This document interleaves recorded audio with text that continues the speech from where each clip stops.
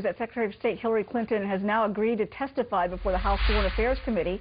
The chairman of that committee, Ros Lehtinen. Welcome, Congresswoman. Great to have you here. Thank you, Uma. Thank you. Before I get to the news about Mrs. Clinton going before the committee, what do you know about this latest arrest of a suspect tied to that brutal attack on our Benghazi consulate? Well, it's certainly welcome news that they are proceeding with this investigation, that they're getting some results. This will be yet another test of the Morsi Muslim Brotherhood-led government, which as of late been a deep disappointment and has caused great concern throughout the international community about the move toward more authoritarian tactics, the suppression of the minority, and the power grab of the Morsi Muslim Brotherhood regime. Now, if they cooperate with the U.S. and turn this individual and others over to the United States for prosecution, it does not mean that we should let the Morsi government off the hook. I think that we're giving good money after bad. The administration is asking for the Egyptian government to have $450 million from U.S. taxpayer dollars, and we have seen nothing but bad moves by the Egyptian authorities. So we're hopeful that this investigation that is leading to this arrest, and maybe others, because it is not a one-person operation, will finally get justice for the 4 brave Americans who lost their lives and in this terrorist attack in Benghazi. And we are pleased that Secretary Clinton will be coming before our committee before the end of this year. Well, let's talk more about that. Do you expect her to have a date certain, as you pointed out, before the end of this year? Do you have that date before you?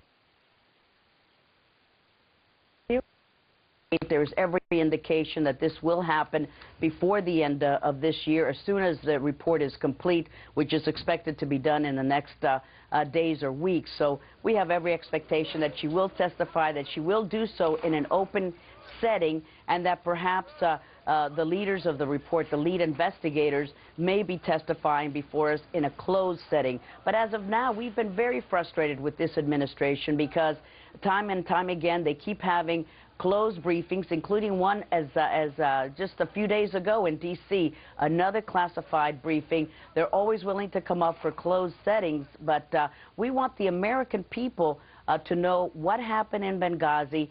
Were the requests for extra help not heeded?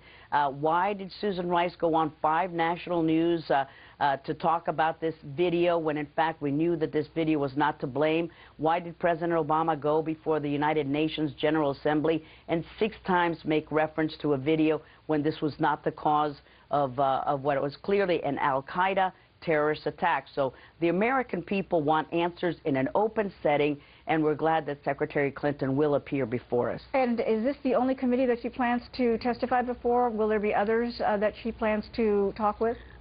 In our conversations with the Department of State, it is very clear that the Secretary will testify before our House Foreign Affairs Committee and before Senator Kerry's Foreign Relations Committee, and that those will be the only 2 committee hearings in which she will testify. There might be other closed briefings, but I don't know about that yet. But we've had enough of these closed briefings. I think the families of these brave Americans deserve answers, and the American people need to be told the truth, because what we want is not just to rehash the past. We want to make sure that in the future our posts are guarded, that the host government knows their responsibilities for guarding our embassies, and we want to make sure that if there are indications that they will be under attack, that we are taking measures not to have them be open targets, but that we will shelter them and we will protect them. That should be the responsibility of the host government as well. But how safe are our diplomats? But isn't also the question that needs to be asked is why our ambassador was in Benghazi in the first place at a time when it was very clear that the area was unsafe and that countries like Britain had already recalled their ambassador? Uma, it is all so perplexing why a sad anniversary like 9/11 that we know means so much not just for the pain of the Americans, but it means so much for the many enemies that the United States has, why we would have had an ambassador in a consulate that is not, does not have enough security, why the requests for additional security were not heeded, why they were actually turned down. We have a lot of conflicting information that we have had in classified settings. That's why it will be refreshing to have this done in an open setting, because the administration says one thing in a closed briefing, and yet what we're hearing in what we might hear in an open setting might be different. So we will reserve our judgment to see the results of this investigation, this report.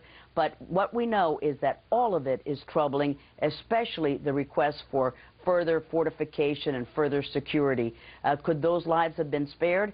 And not only is that question relevant, but what about the future, looking into what is going on now in the world? How safe are our diplomats? What more can we do? And why do we keep giving government and arms to countries where there are too many arms already? Libya is awash with weapons. And also, why are we going to give money to places like Egypt, where they're not as clear on human rights and on freedom? Do we deserve to give money to we're supposed to help allies. We're not supposed to buy love everywhere we want love to be. Well, certainly there's a lot at stake, and I know that we'll be looking forward to that testimony when it happens. Congresswoman, thank you so much for joining us today. Thank you, Uma.